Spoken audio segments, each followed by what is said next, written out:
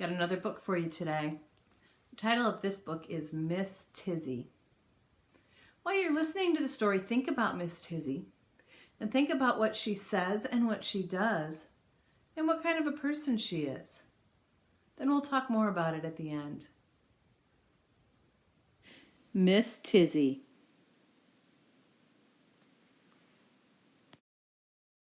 Miss Tizzy, written by Libba Moore-Gray, illustrated by Jada Rowland, published by Aladdin Paperbacks. Miss Tizzy always wore a purple hat with a white flower in it and high-top green tennis shoes. The neighbors thought her peculiar, but the children loved her. That means the neighbors thought she was a little strange. Miss Tizzy's house was pink and sat like a fat blossom in the middle of a street with white houses, white fences, and very neat flower gardens. Miss Tizzy had no fence at all, but she had flowers that grew everywhere and spilled over onto the sidewalk. Miss Tizzy let the children pick the flowers. Then she gave them clean glass jelly jars to put them in, and the children loved it. Miss Tizzy's big yellow cat Hiram slept in a window box in the middle of some red geraniums. Sometimes he climbed on her shoulders and hung there like a tired old fur piece. Geraniums are flowers. I can see them planted in the box by the window. On Mondays, Miss Tizzy baked cookies. She let the neighborhood children put in the raisins and then lick the bowl while the cookies were baking. The children loved it. On Tuesdays, Miss Tizzy made puppets out of old socks. She made a puppet for each boy and girl. They made up their own stories and put on shows for Miss Tizzy. She laughed and clapped every time, and the children loved it. On Wednesdays, Miss Tizzy played her bagpipes. She gave the children spoons and pans and let them pretend they were playing real drums. Each Wednesday, one child got to be special and play a silver penny whistle. Every child got a turn. They marched up and down the street with Miss Tizzy and her bagpipes leading the parade. Hiram sometimes marched along, and the children loved it. On Thursdays, Miss Tizzy gave the children clean white paper and crayons. They drew pictures of sunshine and butterflies. They put them in Miss Tizzy's red wagon and delivered them all over town to people who had stopped smiling and had grown too tired to come out of their houses anymore. Hiram rode in the front of the wagon with a red ribbon around his neck, and the children loved it. On Fridays, Miss Tizzy opened her trunk and they all played dress up. There were hats with feathers and hats with bows. There were baseball caps and straw hats with bright red bands. Everyone wore a hat. Miss Tizzy put on a lace shawl and served pink lemonade in her best china cups. The children loved it. On Saturdays, Miss Tizzy put roller skates on her green tennis shoes and went up and down the sidewalks.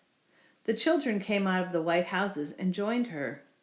They made a roller skate train holding on to Miss Tizzy's long skirt. Hiram was usually the caboose. The children made train sounds, and Miss Tizzy was the engineer. She never scolded the children for being too loud, and the children loved it.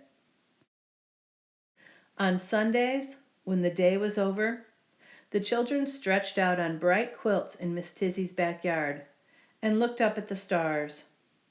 The tree frogs croaked their summer sounds as Miss Tizzy sang songs about the moon, slightly off key. The children didn't care. They loved it. One day, Miss Tizzy took off her purple hat with the white flower and laid it on the window seat. Then she took off her high-top green tennis shoes and placed them under her high white bed. Miss Tizzy lay down on the feather mattress. She was very sick. Hiram left his window box and curled up at her feet. He did not purr anymore. The doctor came and went. He shook his head and looked very serious. The children were sad. They didn't know what to do. They missed their grown-up friend. Finally, they had an idea. On Monday, they baked cookies with raisins and brought them to the pink house. On Tuesday, they stood in the yard and held up puppets to the window. They put on a puppet show just for Miss Tizzy. On Wednesday, they brought pans and spoons and played a soft little drumming sound just outside the door. On Thursday, they drew pictures with orange and red crayons and put them in Miss Tizzy's mailbox. On Friday, they put on funny hats and left a tea tray at the front door. They left Hiram a bowl of cool milk. On Saturday, they put a brand new pair of skates in a big box with a purple ribbon on top and took them to Miss Tizzy. On Sunday, when the sun went away, the children stood underneath Miss Tizzy's window. They sang all the moon songs she had taught them. Miss Tizzy's hat glowed in the moonlight. She was having a peaceful dream. She heard the children singing, and she loved it. Here's another book that has the dedication at the end. The author, Libba Gray, dedicated the book for my family and students and in memory of Alex Todd Fleming and Anne Moorhead Seegers. The illustrator, Jada Rowland, dedicated the book to my nieces, Debrin, Anastasia, and Ariadne. Well, what'd you think of Miss Tizzy? I thought she was a very nice lady who was very kind to the children. And in the end, when she needed someone to be kind to her, they repaid her and they did all the things for her that she did for them. Maybe you know somebody in your family or somebody in your neighborhood who's just that nice person who does things for other people. Try paying it back to them and doing nice things for them. It'll make you feel just as good as it made them feel to do it for you. See you next time.